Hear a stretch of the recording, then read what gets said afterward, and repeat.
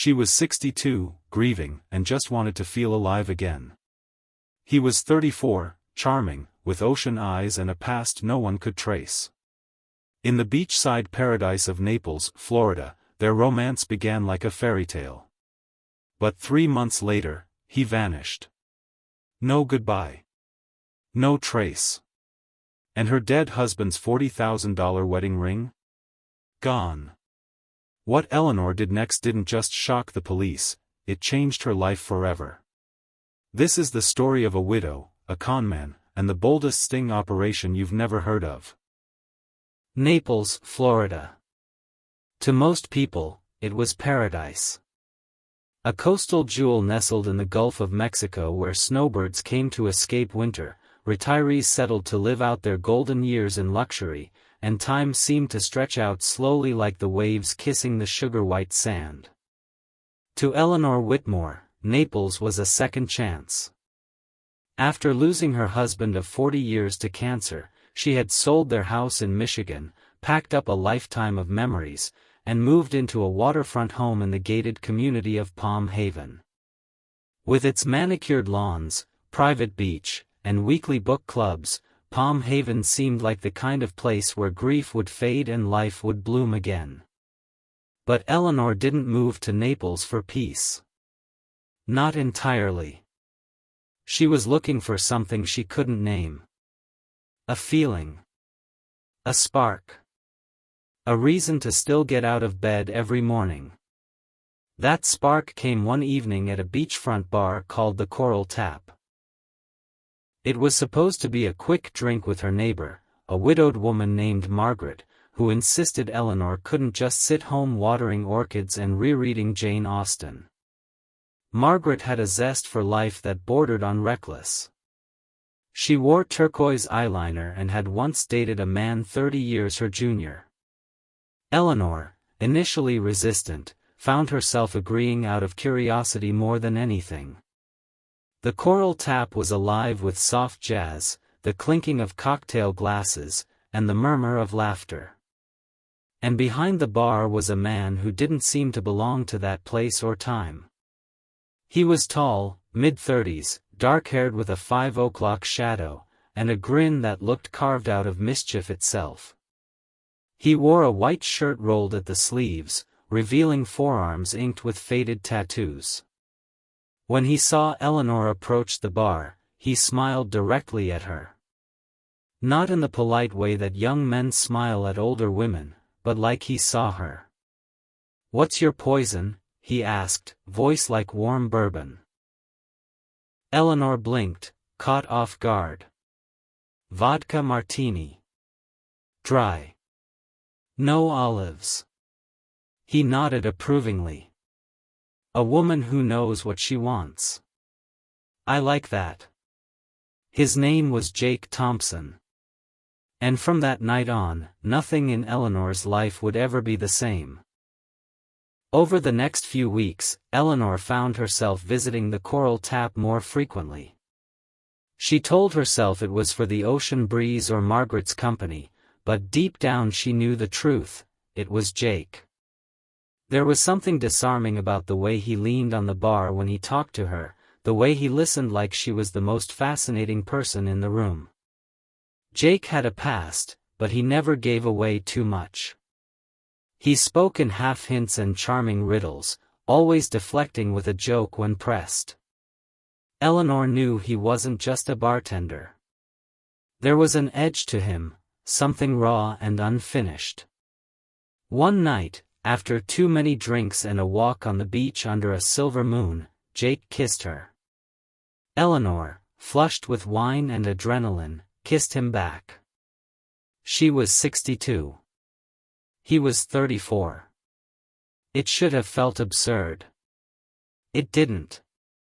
It felt alive. Jake began showing up at her place. First in the mornings with coffee, later in the evenings with wine. He cooked for her. He danced with her in the kitchen. He made her laugh until her stomach hurt. She felt wanted, seen, things that had felt foreign since her husband passed. Margaret raised an eyebrow but said nothing. Her son, Thomas, did not stay silent.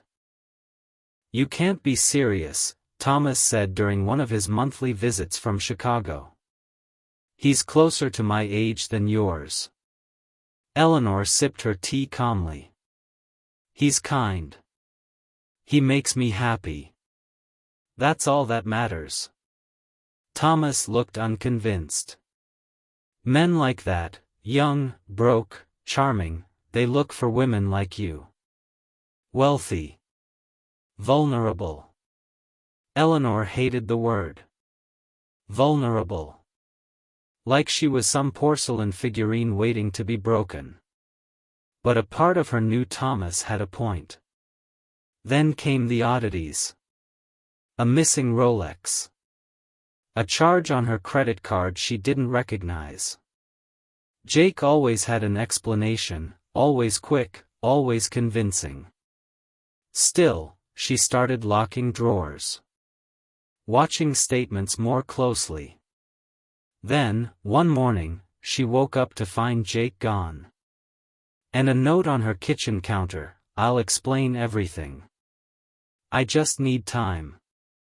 Trust me." 3 days passed. Then 5. Then 10. No calls. No texts. Jake's phone went straight to voicemail. The Coral Tap said he hadn't shown up for work. Eleanor filed a missing person report.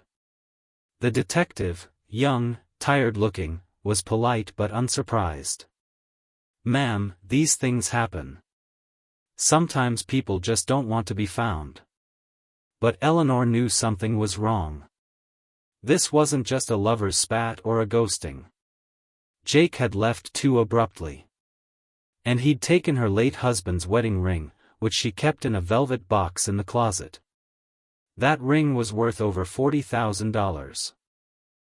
Eleanor hired a private investigator named Carla Vega, a no-nonsense woman with a background in fraud and a Rolodex full of contacts who owed her favors. It didn't take long. Jake Thompson was an alias. His real name was Nathaniel Cross. He had a record stretching from Tampa to New Orleans: fraud, grand larceny, multiple aliases, and one sealed indictment involving an elderly widow in Baton Rouge. Carla's words were blunt: "You weren't his first mark. You probably won't be his last." But Eleanor wasn't going to be another victim in his scrapbook. She wanted justice. Or revenge. Whichever came first. Eleanor didn't cry. She got to work. Carla helped her craft a plan. Eleanor would play the part of the heartbroken, desperate widow still in love, sending out one final olive branch, a public message, subtle but loud enough to reach Nathaniel.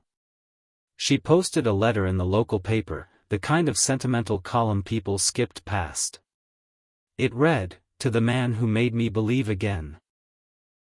Please come back. No questions. No judgment. Just meet me one last time at the Coral Tap, next Friday, sunset." They didn't know if he'd take the bait. But Nathaniel's ego had always been his weakness.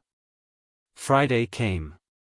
Eleanor waited at the Coral Tap, wearing the same dress she wore the night they first met. Carla and 2 off-duty cops were planted nearby, blending in as tourists. A hidden camera was tucked into her purse. Just as the sky turned orange, he appeared. Nathaniel, approached with his signature crooked smile, like nothing had happened. "You look beautiful," he said, sliding onto the barstool next to her. Eleanor's heart pounded, but she smiled. "You always did like an entrance." He leaned closer. "Did you miss me?" She laughed softly. "I missed my ring." That's when Carla stepped in. The officers flanked him. Handcuffs. Miranda rights. Nathaniel Cross didn't resist. He just looked at Eleanor and smirked. "Knew you were too smart to cry forever."